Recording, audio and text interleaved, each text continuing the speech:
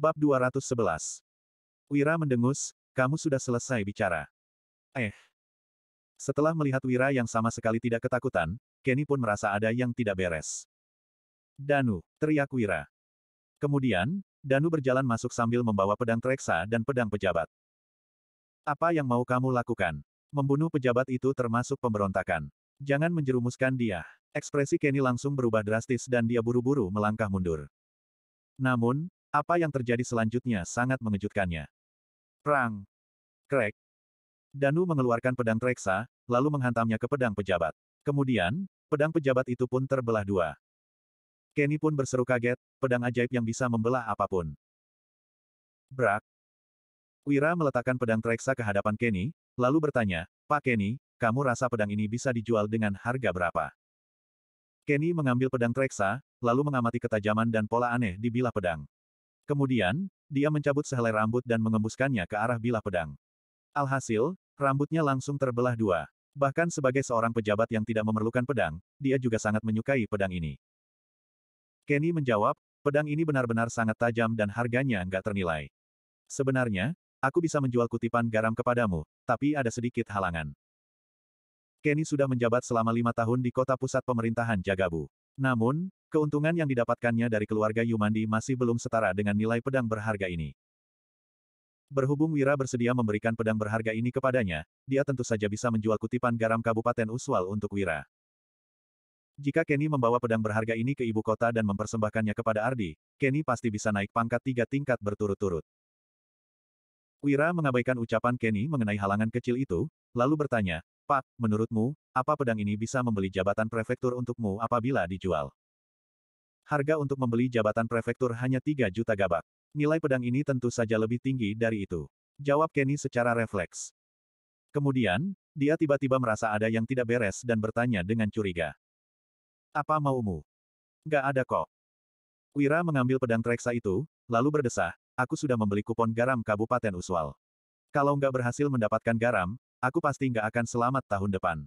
Kalau aku mati, apa menurutmu aku akan membiarkan orang yang mencelakaiku berkeliaran bebas di dunia ini?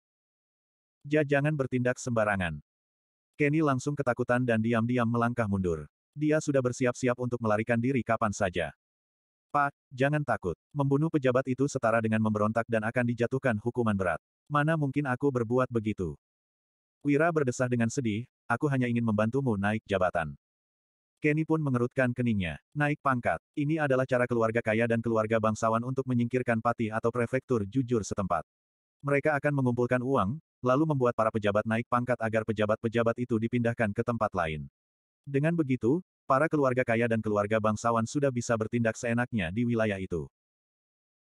Saat ini, Wira bermaksud menggunakan cara menghadapi pejabat jujur untuk menghadapi pejabat korup sepertinya. Namun, tidak peduli seberapa menggiurkan posisi prefektur, pendapatannya tidak akan sebanyak menjadi pengurus gudang garam. Sial, anak ini jahat sekali, maki Kenny dalam hati. Wira berkata dengan santai, aku sudah bertanya pada Kak Putro. Katanya, ada 2 tempat yang cocok dengan Bapak. Yang satu di kota pusat pemerintahan Helsi dan yang satu lagi di kota pusat pemerintahan Nasali.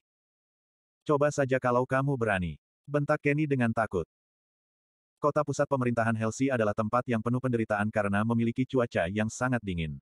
Ada banyak pejabat yang akhirnya mati kedinginan karena dipindahkan ke tempat itu. Sementara itu, kota pusat pemerintahan Nasali berada di selatan Nuala dan berbatasan dengan wilayah orang barbar yang sering membuat keributan.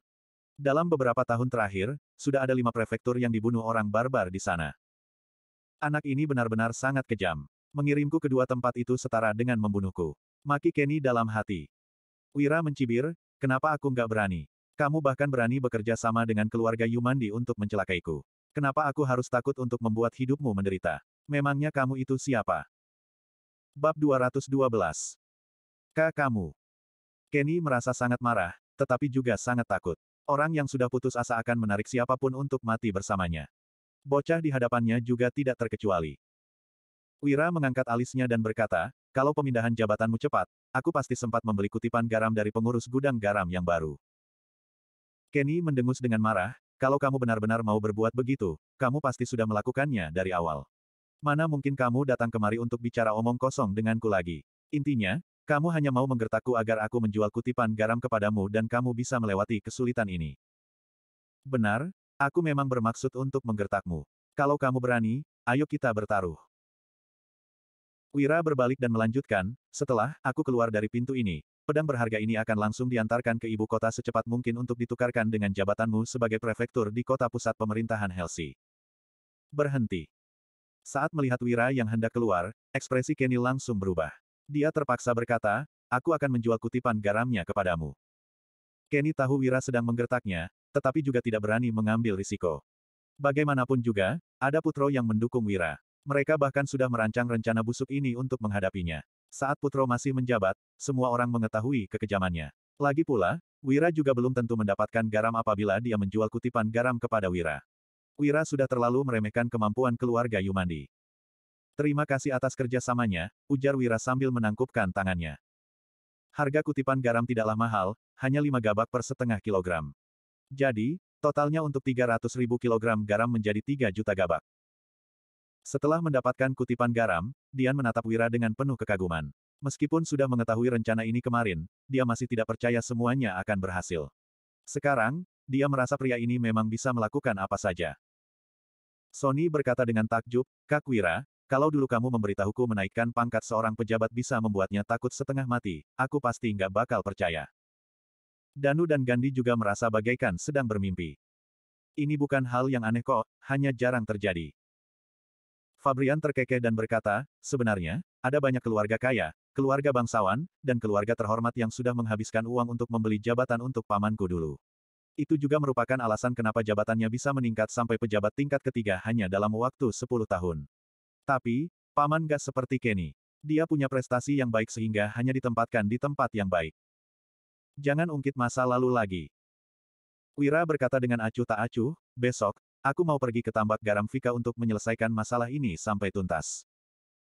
Fabrian menjawab, Paman Wira, sebaiknya aku pergi bersamamu. Situasi di tambak garam agak rumit, kamu harus mempersiapkan diri dengan baik. Perang. Sebuah guci porselen menghantam lantai dengan kuat. Sanur berkata dengan marah, dasar bajingan. Kenny sudah mendapatkan puluhan juta gabak dari keluarga Yumandi setiap tahun, tapi menangani masalah sepele seperti ini saja nggak becus. Kalau begitu, apa gunanya dia? Sanur mendapat kabar dari gudang garam bahwa kutipan garam Kabupaten Uswal sudah dijual. Keluarga Yumandi mau tak mau harus mempersiapkan pertarungan terakhir. Meskipun masalah ini tidak akan memengaruhi kekuasaan keluarga Yumandi atas industri garam, insiden ini sudah cukup untuk menunjukkan bahwa gudang garam masih bisa dimanipulasi. Tuan Sanur, dengar-dengar, keluarga Gumilar juga ikut campur dalam masalah kali ini. Jadi, Pak Kenny mau tak mau harus tunduk. Johan berkata dengan hati-hati, tapi, memangnya kenapa kalau anak itu mendapatkan kutipan garam? Asalkan Tuan Sanur bersuara, dia tetap nggak bakal bisa membeli garam di tambak garam. Bagaimanapun juga, semua tambak garam dikendalikan oleh keluarga Yumandi. Sanur memberi perintah dengan ekspresi muram, beritahu semua pemilik tambak garam untuk tidak menjual garam kepada Wira. Siapa yang berani menjual garam kepadanya akan menjadi musuh keluarga Yumandi. Keluarga Yumandi juga nggak akan melepaskannya. Baik, Tuan Sanur, jawab Johan sebelum pergi. Kemudian, dia bergumam dengan senang, Wira, kamu kira dengan punya kupon garam dan kutipan garam, kamu bisa mendapatkan garam. Industri garam jauh lebih rumit dari yang kamu kira. Semakin besar harapanmu sekarang, semakin besar juga kekecewaan yang akan kamu rasakan setelah pergi ke tambak garam. Bab 213. Tambak garam Vika berada sekitar 50 km di luar kota pusat pemerintahan Jagabu dan merupakan sebuah desa kecil.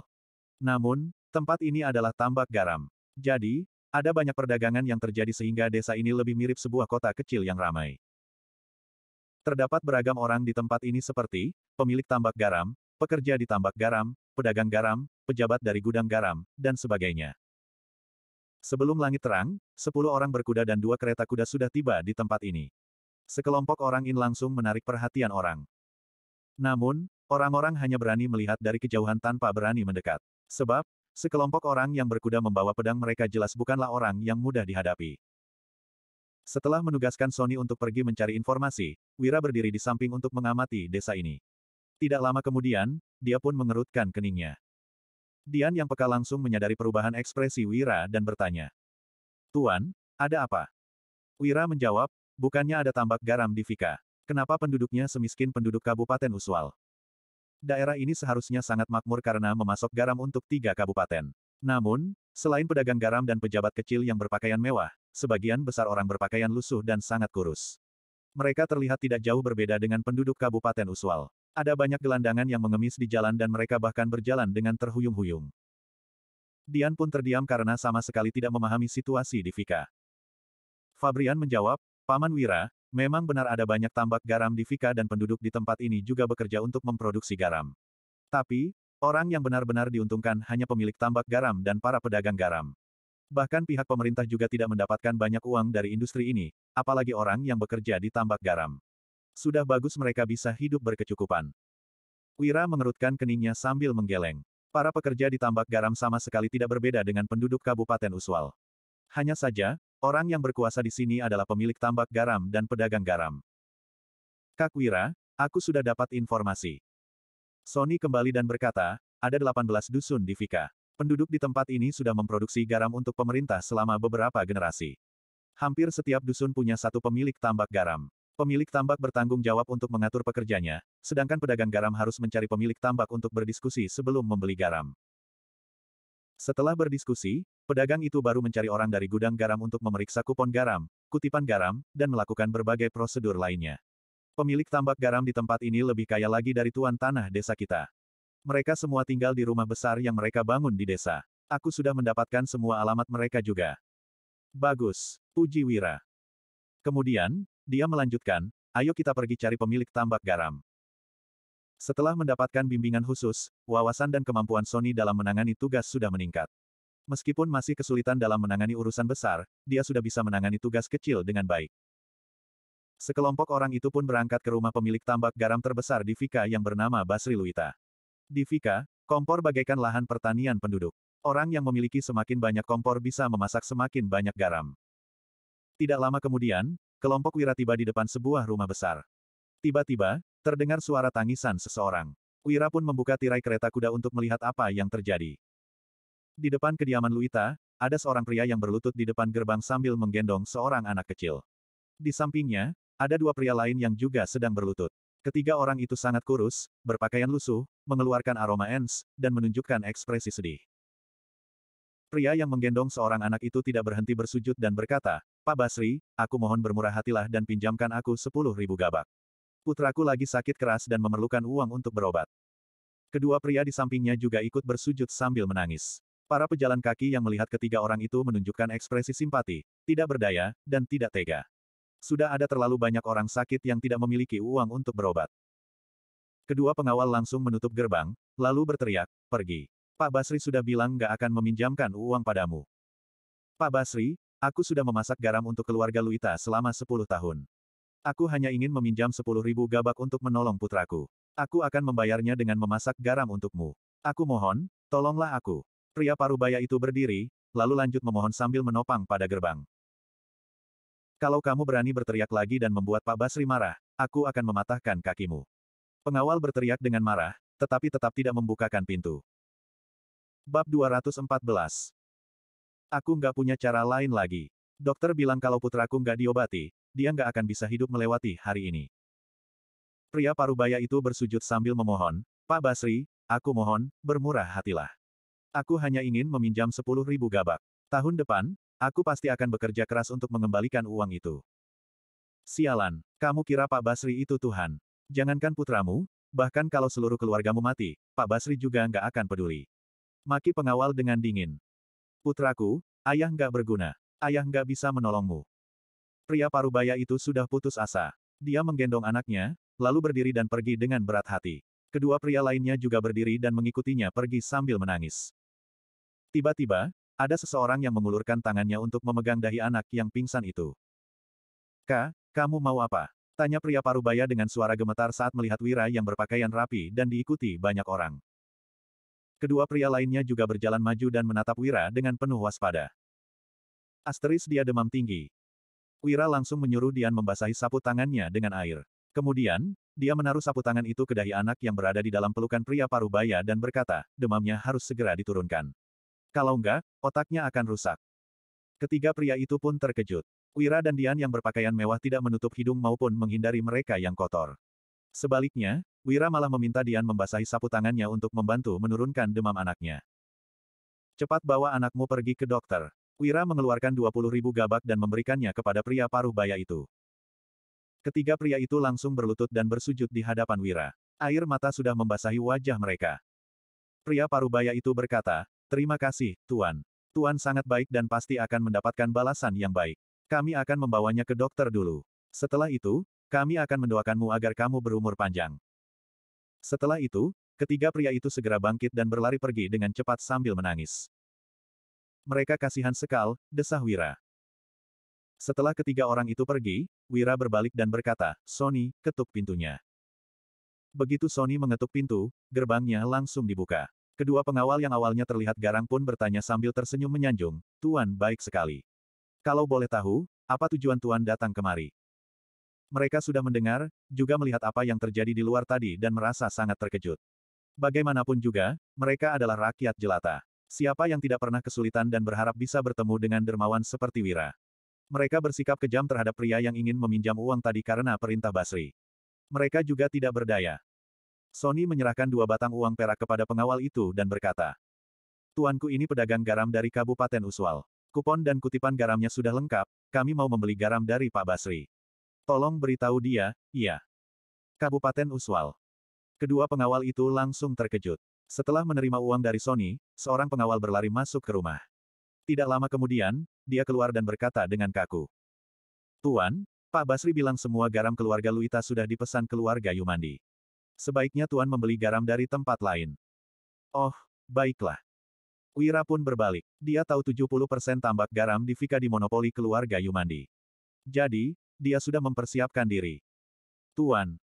Pengawal itu tiba-tiba berteriak lagi. Dia ingin mengatakan sesuatu, tetapi merasa ragu. Wira pun memberikan 10.000 gabak kepadanya. "Terima kasih, Tuan." Bab 215. Pengawal itu langsung gembira dan buru-buru menerima uangnya. Setelah itu, dia berbisik, "Tuan, kamu nggak usah cari garam di desa ini lagi. Nggak akan ada orang yang menjual garam kepadamu." Wira bertanya dengan heran. "Kenapa?" "Semalam, orang dari keluarga Yumandi datang dan melarang 18 pemilik tambak garam untuk menjual garam kepada pedagang garam dari Kabupaten Uswal. Kalau enggak, keluarga Yumandi akan bermusuhan dengan mereka. Jadi, nggak bakal ada orang di Vika yang berani menjual garam untukmu." Setelah menjawab pertanyaan Wira, pengawal itu buru-buru berlari kembali ke rumah. Mendengar ucapan pengawal itu, kelompok Wira langsung murka. Mereka sudah bersusah payah mendapatkan kupon dan kutipan garam, tetapi keluarga Yumandi malah menggunakan cara licik untuk menghalangi mereka mendapatkan garam lagi. "Paman Wira, ini maksudku dengan situasi Vika yang rumit." Fabrian berdesah, keluarga Yumandi sudah mengendalikan Vika hampir 100 tahun lamanya. Nggak ada seorang pun di Vika yang berani membantah perintah mereka.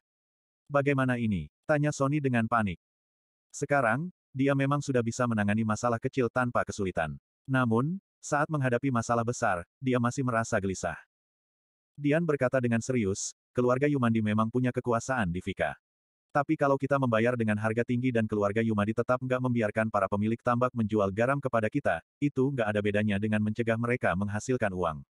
Mereka pasti akan mendendam dan bahkan mungkin menentang keluarga Yumandi. Pada saat itu, yang akan tertekan adalah keluarga Yumandi." Wira langsung menatap Dian dengan mata berbinar. Apa yang dianalisis Dian memang tepat, pantas saja dia bisa menjadi pemimpin keluarga terkaya di Kabupaten Uswal. Dia sama sekali tidak takut saat menghadapi masalah dan bisa menganalisisnya secara rinci. Dian yang ditatap seperti itu oleh Wira langsung berkata dengan malu, "Tapi, kita akan rugi besar kalau memakai cara ini. Asalkan semua orang bisa selamat, harus rugi juga nggak apa-apa. Uang bisa dihasilkan kembali kelak." Wira menatap belasan orang itu dan melanjutkan, "Kalian semua pergi cari para pemilik tambak dulu. Bilang saja kita bersedia membayar 2 kali lipat lebih tinggi dari harga pasaran untuk membeli garam." Sony dan yang lain segera melaksanakan perintah Wira. 1 jam kemudian, mereka kembali dengan ekspresi sedih. Sony berkata, "Kak Wira, nggak ada yang berani menjual garam kepada kita. Mereka semua takut sama keluarga Yumandi. Pergi lagi." Wira berkata, "Kali ini, nailkan harganya menjadi 3 kali lipat. Beritahu mereka siapapun yang setuju boleh langsung membuat surat perjanjian. Kita akan bayar dengan uang emas." Ke-10 orang itu pun pergi lagi. Kira-kira 1 jam kemudian, mereka kembali dengan ekspresi yang lebih putus asa. Sony berkata dengan sedih, "Para pemilik tambak sangat tergiur, tapi tetap nggak berani menjual garam kepada kita karena takut sama ancaman keluarga Yumandi. Kak Wira, gimana ini? Buat apa kamu panik? Baru saja Wira hendak melanjutkan kata-katanya, seorang pemuda tiba-tiba mendekat dengan takut dan berkata, Tuan, aku punya garam di bawah 50.000 kilogram. Kamu nggak perlu bayar 3 kali lipat lebih tinggi, sesuai harga pasaran saja. Wira mencibir, nggak ada yang berani menjual garam kepadaku, kenapa kamu berani dan juga menjualnya dengan harga yang begitu rendah? Ini garam pribadi. Pemuda itu berbisik, kalau Tuan berani beli, aku akan bantu Tuan menangani semua prosedurnya hingga garam itu bisa keluar dari Vika dengan aman. Wira pun mengerutkan keningnya. Garam pribadi juga diproduksi pekerja di tambak garam, tetapi garam-garam itu tidak melewati prosedur resmi sehingga menjadi ilegal. Dengan adanya kupon dan kutipan garam, garam pribadi juga bisa menjadi garam pemerintah setelah dibawa kembali ke Kabupaten Uswal. Namun, jika terjadi sesuatu dalam perjalanan, masalahnya akan menjadi besar. Lagi pula, jika dilihat dari tampang pemuda yang buruk ini, dia sepertinya tidak akan mampu mengeluarkan garam pribadi sebanyak 50.000 kilogram. Pemuda itu melanjutkan, Tuan, kalau kamu merasa terlalu mahal, aku bisa mengurangi harganya 1 gabak per setengah kilogram. Sekarang, nggak ada seorang pun di Vika yang berani menjual garam kepadamu. Selain membeli garam pribadi, kamu nggak punya pilihan lain. Wira tersenyum sinis dan hendak berbicara. Tiba-tiba, terdengar teriakan seseorang, Tuan, jangan percaya sama dia. Dia itu penipu yang selalu menargeti pedagang garam dari luar kota. Bab 216. Pria parubaya sebelumnya berjalan mendekat sambil menggendong anaknya dan masih diikuti kedua pria lainnya. Pemuda sebelumnya langsung melarikan diri sambil memaki, sialan. Buat apa kamu ikut campur? Pantas saja tambak garam di dusun Lovita mengering. Mampus. Begitu mendengar pemuda itu adalah penipu, Dodi langsung marah dan hendak mengejarnya. Namun, Wira mencegahnya dan bertanya pada pria parubaya itu, bagaimana keadaan anakmu? Apa yang dikatakan dokter? Duk. Pria parubaya itu berlutut lagi dan menjawab, terima kasih atas perhatian Tuan. Anakku sudah terlepas dari bahaya. Dokter memberikan obat untuk diminum selama 3 hari dan berkata anakku akan sembuh setelah menghabiskan obatnya. Baguslah kalau begitu. Wira menarik pria parubaya itu untuk berdiri, lalu menyentuh dahi anak kecil itu. Setelah merasakan demamnya sudah turun, Wira baru lega dan berkata, oh iya, aku belum tahu namamu. Namaku Wisnu Lovita, jawab Wisnu dengan buru-buru. Kemudian, dia menunjuk ke arah dua pria di belakangnya dan melanjutkan, aku pemilik tambak garam di dusun Lovita. Mereka adalah adik-adikku, Wandi dan Wahid. Petik 2. Kedua pria itu tersenyum pada Wira, lalu menunduk dengan malu. Dengar-dengar, semua pemilik tambak garam di Vika sangat kaya. Kenapa kamu malah berada dalam situasi seperti ini? Dian dan Fabrian juga sangat heran. Kenapa seorang pemilik tambak garam tidak mampu mengeluarkan 10.000 gabak? Kak Wira, aku belum sempat memberitahumu. Sony yang berada di samping langsung berkata, sebenarnya ada 19 dusun di Vika. Tapi, tambak garam di dusun Lovita sudah mengering. Para penduduk di sana sudah hampir nggak bisa bertahan hidup. Wisnu tersenyum getir dan berkata, sebenarnya belum sepenuhnya kering. Hanya saja, air asinnya sangat sedikit sehingga garam yang dihasilkan nggak cukup untuk diberikan kepada pemerintah. Aku ini pemilik tambak garam dan harus menanggung pajak yang tinggi. Jadi, aku bahkan lebih miskin daripada penduduk biasa. Tambak garammu sudah kering. Wira bertanya, sekarang, tambak garammu sudah digali seberapa dalam? Wisnu menjawab dengan jujur. Sekitar 75 meter. Wira bertanya dengan heran, kenapa kamu nggak gali lebih dalam lagi? Wisnu menjawab dengan tidak berdaya, Tuan, batu yang kedalamannya di atas 65 meter sangat keras. Kami, 7 bersaudara sudah bergantian menggali selama 3 tahun dan baru berhasil menggali sedalam 10 meter. Kami masih harus membayar pajak dan menghidupi keluarga. Jadi, kami nggak bisa menghabiskan semua waktu dalam penggalian tambak garam. Dalam 3 tahun baru berhasil menggali sedalam 10 meter. Wira merenung sejenak, lalu mengalihkan topik pembicaraan dengan berkata, aku sangat tertarik sama tambak garam. Kalau kamu nggak keberatan, aku boleh pergi ke tambak garammu untuk lihat-lihat nggak? Mungkin saja aku bisa menemukan cara efisien untuk menggali lebih dalam. Menggali tambak garam. Dian dan Fabrian langsung terkejut. Wira hanya perlu mengeluarkan lebih banyak uang untuk membeli garam. Kenapa dia malah ingin membantu orang menggali tambak garam? Tuan, dengar-dengar, kamu itu pedagang garam dari Kabupaten Uswal yang datang untuk beli garam, tapi dihalangi keluarga Yumandi. Wisnu berdesah, kamu sudah menolong putraku. Kalau tambak garamku belum kering, aku pasti akan menjual garam kepadamu biarpun dicegah keluarga Yumandi. Tapi, garam yang bisa kuhasilkan sangat sedikit. Sebaiknya kamu jangan menghabiskan waktu lagi dan carilah cara lain untuk menyelesaikan masalah ini. Benar, Tuan. Dian membujuk, menggali tambak garam memakan waktu yang sangat banyak. Sebaiknya kita pikirkan lagi cara lain. Kalau nggak ada, kita boleh terus menambah harga hingga ada yang bersedia menjual garam kepada kita. Benar, Paman Wira. Fabrian juga ikut bersuara, kita hanya datang untuk membeli garam, nggak perlu sampai menggali tambak garam. Hal itu sangat merepotkan. Danu, Sony, dan yang lain hanya berdiri dalam diam. Apabila Wira menyuruh mereka menggali tambak garam, mereka akan langsung melakukannya tanpa ragu. Wira menjawab, aku cuma mau lihat-lihat. Kalau aku nggak punya cara yang efisien, kita baru balik lagi kemari. Dian tersenyum kecut. Dia akhirnya menyadari bahwa Wira sangat keras kepala. Setelah membuat keputusan, siapapun tidak akan bisa mengubah pemikirannya. Fabrian mengacungkan jempolnya kepada Wira sambil tersenyum. Dia berpikir, Paman Wira hebat. Biarpun kalian nggak mau menjual garam kepadanya, dia bisa menggali tambak garam sendiri. Wira menoleh dan berkata, Sony, kamu pergi beli beberapa bahan makanan dulu. Tuan, nggak perlu. Wisnu buru-buru mencegah dan berkata, kamu itu penyelamat keluarga Lovita, sudah seharusnya kami yang menjamu kamu. Kamu nggak perlu membeli apapun. Wandi, Wahid, cepat pulang dan beritahu kakak ipar kalian ada tamu terhormat yang akan bertamu ke rumah kita.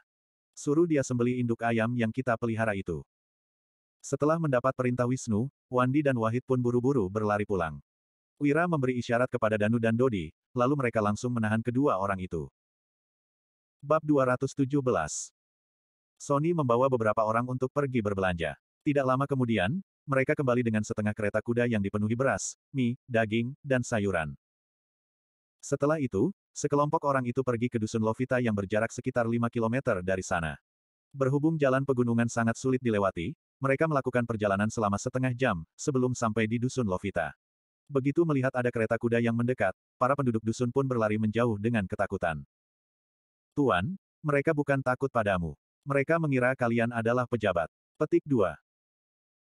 Wisnu berkata sambil tersenyum getir, dengan keadaan tambak garam dusun Lovita selama beberapa tahun terakhir, setiap kali pihak pemerintah datang meminta garam atau memungut pajak, kami nggak mampu memberikannya. Jadi, ada banyak orang dusun yang ditangkap mereka.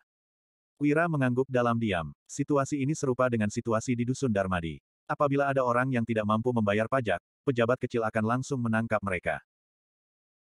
Namun, ada juga penduduk yang memberanikan diri untuk bertanya, Pak, apa kamu mendapat pinjaman untuk mengobati Nugraha? Enggak. Wisnu menunjuk ke arah Wira, lalu berkata, tapi tuan ini sangat dermawan. Dia memberiku uang untuk mengobati Nugraha. Terima kasih, tuan. Pak Wisnu itu orang yang sangat baik. Dengan tambak garam yang kering, dia sebenarnya masih bisa hidup kaya dengan meninggalkan tempat ini. Tapi, dia rela mengeluarkan uang untuk menggali tambak garam dusun ini sampai seluruh kekayaannya habis. Sayangnya, kami masih belum mendapatkan air asin sehingga situasinya menjadi seperti ini. Kamu sudah menolong Nugraha, itu artinya kamu orang yang berjasa bagi dusun ini. Terima kasih banyak. Penduduk itu berlari ke depan kereta kuda, lalu bersujud pada Wira. Setelah itu, dia baru bangkit dan berdiri di samping. Kereta kuda Wira pun meneruskan perjalanan ke rumah Wisnu. Setelah mendengar percakapan itu, ada banyak penduduk yang juga berlari ke depan kereta kuda untuk bersujud kepada Wira dan mewakili Wisnu berterima kasih. Wira menatap ke arah Wisnu dan mengangguk. Setahunya, hubungan pemilik tambak garam dan pekerja tambak garam di sebuah dusun sama dengan tuan tanah dan penyewa tanah. Biasanya, hubungan kedua belah pihak selalu berlawanan. Namun, hubungan yang dimiliki Wisnu dan penduduk dusun ini benar-benar langka. Wisnu berkata dengan jujur, aku melakukannya bukan murni demi mereka, tapi juga demi mempertahankan usaha leluhur keluarga Lovita. Sayangnya, setelah menggali 3 tambak garam berturut-turut dan menghabiskan seluruh kekayaan keluarga, aku masih belum dapat sedikit pun air asin. Wira menghibur, nggak ada usaha yang akan terbuang sia-sia. Tuan nggak perlu menghiburku. Kamu nggak tahu, situasi dusun ini. Wisnu berkata dengan sedih, ada 3 penderitaan di dunia ini, yaitu menempa besi, memasak garam, dan menggiling tahu.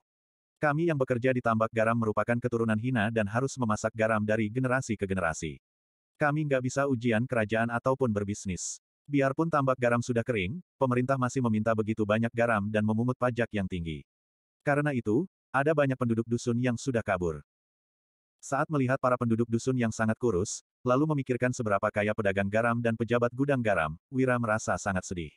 Dia menepuk-nepuk bahu Wisnu dan berkata, percayalah padaku, situasinya akan membaik.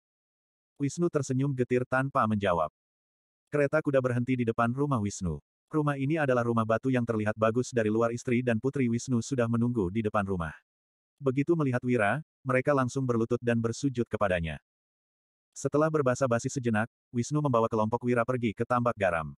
Dusun Lovita adalah tambak garam tertua di Vika. Tambak garam terdalam yang dimiliki keluarga mereka sekitar 100 meter dalamnya, sedangkan yang terdangkal sekitar belasan meter dalamnya. Saat ini, hanya ada selapis air asin yang dangkal di dasar tambak garam. Beberapa keluarga di dusun ini masih menimba air garam dan memasaknya. Namun, berhubung air garam yang tersisa sangat terbatas, garam yang dihasilkan sangatlah sedikit dan bahkan tidak cukup untuk diserahkan kepada pemerintah, apalagi menghidupi keluarga.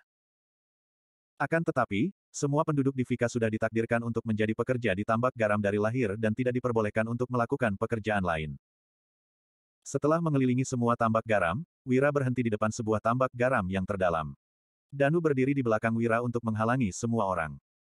75 meter. Setelah melihat tambak garam yang kosong itu, Wira menoleh, lalu bertanya sambil tersenyum, Wisnu, aku mau menggali tambak garam ini. Apa kamu mau bertaruh sekali lagi dan melakukannya bersamaku? Tuan, kamu itu penyelamat keluargaku, aku akan melakukan apapun yang kamu perintahkan. Wisnu tersenyum, lalu berbalik dan memberi perintah, Wandi, Wahid, cepat pergi panggil adik-adik kita. Jangan lupa siapkan tali, pusut, dan palu. Ayo kita gali lagi tambak garam ini. Kedua orang itu langsung berbalik untuk menjalankan perintah. Mereka tahu kakak mereka ingin membalas jasa Wira. Berhubung Wira ingin mencoba, mereka akan menemaninya menggali tambak garam ini. Berhenti. Wira mencegah kedua orang itu, lalu berkata, cara menggali kalian terlalu lambat. Buatlah dulu alat penggali sesuai gambar yang kuberikan. Aku akan mengajari kalian cara menggali yang lebih cepat. Ketiga bersaudara itu langsung bertanya dengan terkejut. Tuan pernah menggali tambak garam? Enggak. Bab 218. Wira tersenyum dan menjawab, tapi aku tahu cara menggalinya. Fabrian buru-buru mencegah, Paman Wira, jangan bercanda. Menggali tambak garam bukanlah pekerjaan yang gampang. Tuan, mereka bertujuh menghabiskan waktu 3 tahun dan baru sanggup menggali sedalam 10 meter. Dian juga membujuk, kita paling lama hanya bisa tinggal di sini selama 4 hari. Nggak mungkin kita bisa menggali cukup dalam. Danu, Dodi, dan yang lain merasa bingung, tetapi tidak meragukan Wira. Wira bertanya, gimana kalau aku bisa membuat mereka menggali lebih dari 10 meter dalam waktu 3 hari? Dian menjawab dengan serius, kalau Tuan bisa melakukannya, aku akan mematuhi semua perintahmu kelak. Wira berkata sambil mengedipkan matanya, pada saat itu, aku akan menyuruhmu menyetujui sebuah permintaan yang akan sangat menyulitkanmu. Dian memikirkan apa maksud Wira, lalu menjadi agak tersipu. Dia menjawab, kalau Tuan benar-benar berhasil, aku akan menyetujui semua permintaanmu. Sebaliknya, kalau Tuan gagal, Tuan harus menyetujui satu permintaanku yang juga akan sangat menyulitkanmu. Oke, sahut Wira dengan bersemangat. Dian juga terlihat bersemangat 3 hari kemudian, apabila Wira kalah taruhan, dia akan menyuruh Wira mempersiapkan diri untuk mengikuti ujian kerajaan. Meskipun pedagang bisa menghasilkan banyak uang, ini adalah pekerjaan hina dan tidak memiliki kedudukan di masyarakat. Orang sehebat Wira seharusnya menjadi pejabat yang terhormat. Di kediaman Gumilar di kota pusat pemerintahan kabupaten. Guru, Tuan Wahyudi sangat gegabah. Kenapa dia malah berpikiran untuk menggali tambak garam di Vika? Farhan berkata sambil mengerutkan keningnya. Kamu bukannya membujuknya untuk kembali, tapi malah membiarkan Fabrian menemaninya. Tambak garam di dusun Lovita sudah kering, mana mungkin mereka bisa mendapatkan air asin. Setelah menaruh botol arak di meja, Putro memelototi Farhan dan berkata, kalau begitu, apa kamu pernah berpikir kenapa pihak pemerintah masih nggak mengurangi pajak penduduk di sana atau bagaimana kehidupan mereka selama ini? Guru, aku salah. Farhan tertegun sejenak, lalu menjawab sambil tersenyum kecut, biarpun ini masalah pejabat gudang garam, aku akan cari prefektur dan menyuruhnya untuk mengurangi pajak dusun Lovita. Nggak usah. Putro menyesap araknya, lalu berkata, Wahyudi pasti bisa menyelesaikan masalah mereka. Kalau enggak, dia nggak mungkin tinggal di sana begitu lama. Farhan tersenyum tak berdaya dan bertanya, Guru, kamu benar-benar percaya dia bisa menggali tambak garam hingga mendapatkan air garam? Putro menjulingkan matanya, lalu menjawab, dia bahkan bisa mencetuskan kebijakan pemerataan pembagian tanah. Masalah tambak garam hanyalah masalah sepele. Guru, ini adalah dua masalah yang berbeda. Pokoknya, aku nggak percaya dia bisa berhasil. Farhan berdiri, lalu berkata sambil menggeleng, Guru, cepat suruh dia kembali. Aku akan pergi menemui prefektur dan memintanya untuk memberikan Tuan Wahyudi. 300.000 kilogram garam dari persediaan garam pihak militer. Putro menahan muridnya lalu berkata, "Nggak usah. Aku percaya pada Wahyudi." Di kediaman Yumandi di kota pusat pemerintahan Jagabu. Saat ini Sanur menikmati teh sambil tersenyum kemudian, dia bertanya, "Si Wira masih berada di dusun Lovita buat gali tambak garam?" Johan menjawab sambil terkekeh, "Benar, tapi kamu nggak usah khawatir. Dia masih belum dapat air asin sedikit pun. Aku sudah bisa menebaknya." Sanur berkata yakin, pemilik tambak garam di dusun Lovita sudah mencoba menggali selama 3 tahun dan nggak dapat apa-apa. Mana mungkin si Wira berhasil mendapatkan air asin hanya dalam waktu 3 hari. Johan tiba-tiba berkata dengan hati-hati, tapi selain menggali tambak garam, bocah itu sudah menyusahkan keluarga Yumandi. Bab 219.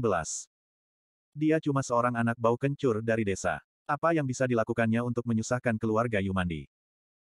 Sanur bertanya dengan meremehkan, memangnya ada pemilik tambak garam yang berani menjual garam untuknya? Enggak. Johan menjawab dengan hati-hati, di hari pertama bocah itu sampai di Vika, dia hendak membeli garam dengan harga 2-3 kali lipat lebih tinggi dari harga pasaran. Di hari kedua, meskipun sudah pergi ke dusun Lovita, dia masih menyuruh orang untuk membeli garam di desa dan menawarkan harga yang 3-4 kali lipat lebih tinggi. Di hari ketiga, dia menawarkan harga setinggi 6-7 kali lipat. Hari ini sudah hari keempat, dia menawarkan harga yang 10 kali lipat lebih tinggi. Bangsat! Sanur menggebrak meja dan memaki dengan marah, apa sebenarnya yang mau dilakukan anak desa itu? Apa dia mau menggoyahkan fondasi keluarga Yumandi? Bernyali sekali dia. Bagaimana reaksi para pemilik tambak garam dan pekerja mereka? Jangankan 10 kali lipat, mereka bahkan sudah tergiur saat Wira masih hanya menawarkan harga setinggi 2 kali lipat. Hanya saja, mereka tidak bisa melakukan apa-apa karena diancam oleh keluarga Yumandi. Para pemilik tambak ingin menjual garam, tapi berusaha menahan godaan karena memikirkan jasa keluarga Yumandi. Johan berbisik, tapi para pekerja di tambak garam hidup menderita. Begitu mendengar ada yang ingin membeli garam dengan harga 10 kali lipat lebih tinggi, mereka pun membuat keributan dan bilang nggak mau menjual garam kepada keluarga Yumandi lagi. Demi menenangkan mereka, para pemilik tambak garam terpaksa menaikkan harga garam sebesar 1 gabak per setengah kilogram. Apa? Sanur langsung murka dan berteriak. Siapa yang menyetujui mereka berbuat seperti itu? Setiap tahun, keluarga Yumandi membeli 10.500.000 kilogram garam dari tambak garam Vika. Dengan menaikkan harga 1 gabak per setengah kilogram, kita harus menambah biaya sebesar 21 juta gabak. Beritahu para pemilik tambak itu, harga garamnya nggak boleh dinaikkan. Johan bertanya dengan khawatir, bagaimana kalau pekerja di tambak garam menjual garam kepada bocah itu? Suruh pihak gudang garam menolak untuk menjalankan prosedur penjualan garam mereka. Sanur mencibir, para pekerja itu sangat miskin. Kalau nggak bisa menjual garam, mereka nggak akan bertahan lama. Cepat atau lambat, mereka akan memohon pada keluarga Yumandi untuk memberi mereka makan. Johan buru-buru menyanjung, sekelompok pekerja miskin itu sangat nggak tahu diri. Beraninya mereka melawan keluarga Yumandi, padahal Tuan Sanur bisa menghabisi mereka hanya dengan sepatah katal.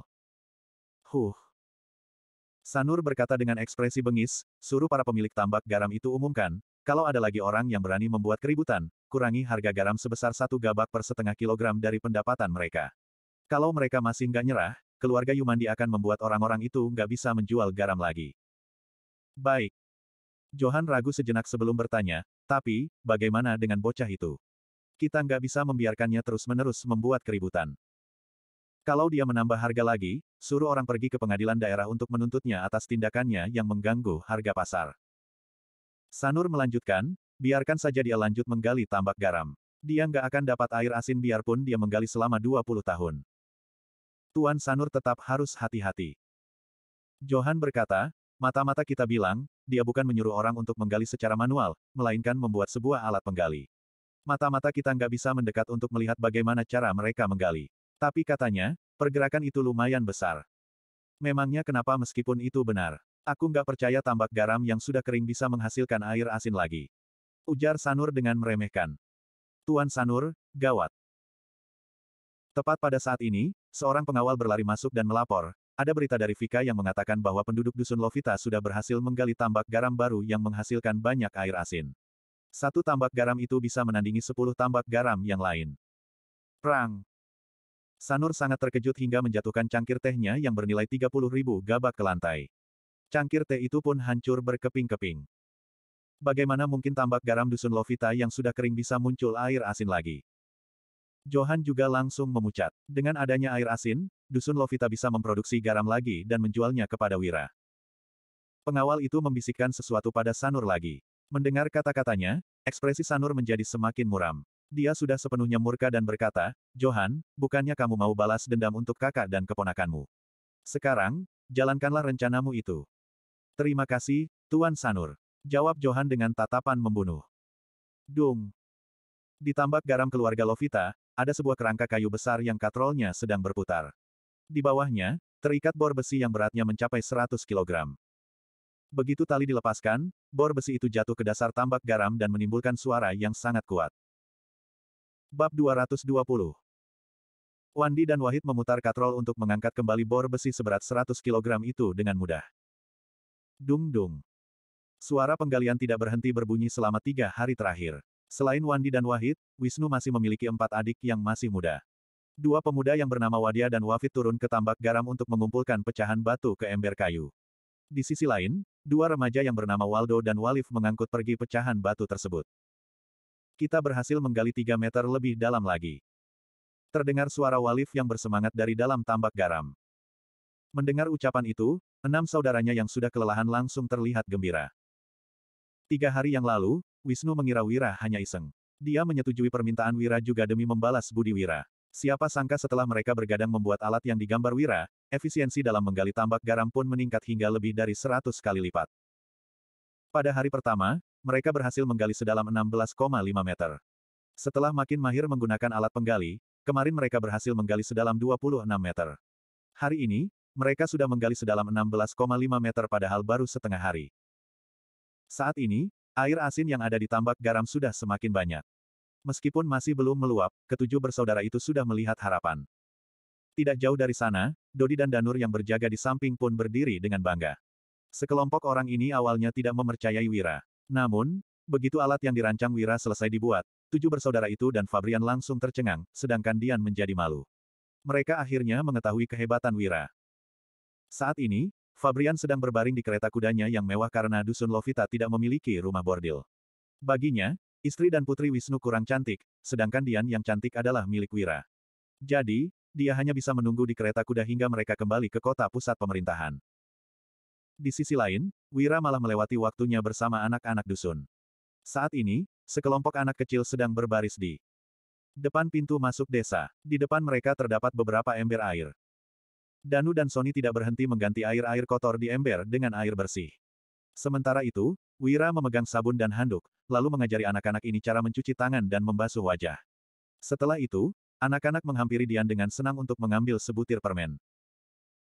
Para penduduk dusun melihat situasi ini dari kejauhan sambil tersenyum gembira. Ada beberapa orang yang tidak berhenti menyeka air matanya sambil berkata, Tuan dan Nona benar-benar orang yang sangat baik hati. Dalam beberapa hari terakhir, Wira dan Dian sudah berkeliling untuk melihat-lihat setiap rumah penduduk di dusun. Mereka memberikan permen untuk anak-anak, bahan makanan untuk para wanita, dan biaya pengobatan untuk orang tua yang sakit. Para penduduk merasa sangat terharu, tetapi juga takut. Mereka tidak mengerti kenapa Wira bersikap begitu baik terhadap mereka. Namun, setelah berinteraksi selama beberapa hari, mereka sudah mendapatkan cukup banyak informasi dari pengawal-pengawal Wira. Mereka tahu bahwa Wira adalah rakyat jelata, tetapi merupakan pelajar yang berprestasi dan berpendidikan tinggi. Bahkan Putro, sarjana tingkat tertinggi di kota pusat pemerintahan juga mengakuinya sebagai saudara. Wira tidak tega melihat penduduk di dusunnya hidup miskin. Jadi, dia rela melepaskan dunia akademis dan terjun ke dunia bisnis untuk menghasilkan uang. Tidak lama setelah bekerja untuk Wira, orang-orang di dusun Darmadi pun menghasilkan beberapa ribu gabak setiap bulan. Mereka juga bisa membangun rumah batu, makan daging di siang dan malam, serta mengenakan pakaian bagus. Wira bahkan membayar mak comblang untuk mencarikan istri untuk mereka. Mendengar semua ini, para penduduk dusun Lovita pun menangis. Wira benar-benar adalah orang yang dilahirkan ke dunia ini untuk menolong mereka. Selain itu, Wira bukan hanya tidak keberatan dengan anak-anak yang kotor, tetapi juga mengajari mereka cara membersihkan diri dan memberikan mereka permen. Para penduduk dusun Lovita tidak berhenti berdoa, semoga Tuhan melindungi Tuan dan Nona agar mereka berumur panjang. Semoga mereka cepat-cepat punya anak. Mendengar ucapan penduduk, Dian pun tersipu. Dia menatap anak-anak yang gembira, lalu melirik Wira yang serius. Ketegangan yang dirasakannya selama berada di kediaman Wibowo sudah sepenuhnya sirna. Saat ini, dia merasakan ketenangan yang belum pernah dia rasakan sebelumnya. Dia bahkan berharap waktu bisa berhenti di momen ini selamanya. Dian sudah kalah taruhan dengan Wira. Jadi, dia sangat penasaran entah syarat apa yang ingin diajukan Wira. Apa mungkin Wira menginginkan tubuhnya? Namun, Wira bukanlah orang seperti itu.